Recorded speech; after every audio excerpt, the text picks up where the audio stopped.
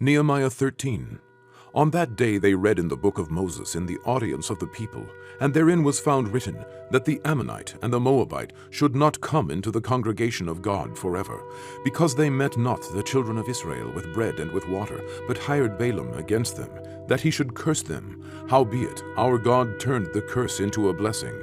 Now it came to pass, when they had heard the law, that they separated from Israel all the mixed multitude. And before this, Eliashib the priest, having the oversight of the chamber of the house of our God, was allied unto Tobiah. And he prepared for him a great chamber, where aforetime they laid the meat offerings, the frankincense, and the vessels, and the tithes of the corn, the new wine, and the oil, which was commanded to be given to the Levites, and the singers, and the porters, and the offerings of the priests.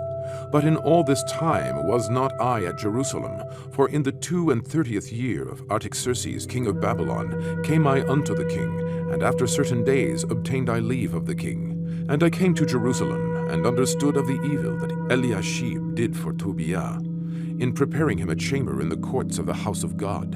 And it grieved me sore. Therefore I cast forth all the household stuff to Tobiah out of the chamber. Then I commanded, and they cleansed the chambers, and thither brought I again the vessels of the house of God, with the meat offering and the frankincense. And I perceived that the portion of the Levites had not been given them, for the Levites and the singers that did the work were fled every one to his field. Then contended I with the rulers, and said, Why is the house of God forsaken? And I gathered them together, and set them in their place. Then brought all Judah the tithe of the corn, and the new wine, and the oil unto the treasuries.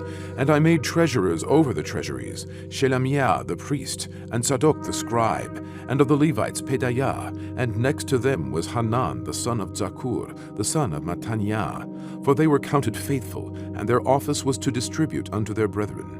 Remember me, O my God, concerning this, and wipe not out my good deeds that I have done for the house of my God, and for the offices thereof. In those days saw I in Judah some treading winepresses on the Sabbath, and bringing in sheaves and lading asses, as also wine, grapes, and figs, and all manner of burdens, which they brought into Jerusalem on the Sabbath day. And I testified against them in the day wherein they sold victuals. There dwelt men of Tyre also therein, which brought fish and all manner of ware, and sold on the Sabbath unto the children of Judah and in Jerusalem. Then I contended with the nobles of Judah, and said unto them, What evil thing is this that ye do, and profane the Sabbath day? Did not your fathers thus, and did not our God bring all this evil upon us and upon this city? Yet ye bring more wrath upon Israel by profaning the Sabbath. And it came to pass that when the gates of Jerusalem began to be dark before the Sabbath, I commanded that the gates should be shut, and charged that they should not be opened till after the Sabbath. And some of my servants set I at the gates, that there should be no burden be brought in on the Sabbath day. So the merchants and sellers of all kind of ware lodged without Jerusalem once or twice. Then I testified against them, and said unto them, Why lodge ye about the wall? If ye do so again, I will lay hands on you. From that time forth came they no more on the Sabbath. And I commanded the Levites that they should cleanse themselves, and that they should come and keep the gates, to sanctify the Sabbath day. Remember me, O my God, concerning this also, and spare me according to the greatness of thy mercy. In those days also saw I Jews that had married wives of Ashdod, of Ammon, and of Moab. And their children spake half in the speech of Ashdod, and could not speak in the Jews' language, but according to the language of each people. And I contended with them, and cursed them, and smote certain of them, and plucked off their hair, and made them swear by God, saying, Ye shall not give your daughters unto their sons, nor take their daughters unto your sons, or for yourselves. Did not Solomon, king of Israel, sin by these things? Yet among many nations was there no king like him, who was beloved of his God, and God made him king over all Israel. Nevertheless, even him did outlandish women cause to sin.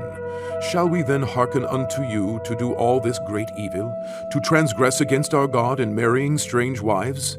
And one of the sons of Joiada, the son of Eliashib the high priest, was son-in-law to Sanballat the Horonite. Therefore I chased him from me. Remember them, O my God, because they have defiled the priesthood, and the covenant of the priesthood, and of the Levites. Thus cleansed I them from all strangers, and appointed the wards of the priests and the Levites, every one in his business, and for the wood offering at times appointed, and for the firstfruits. Remember me, O my God, for good.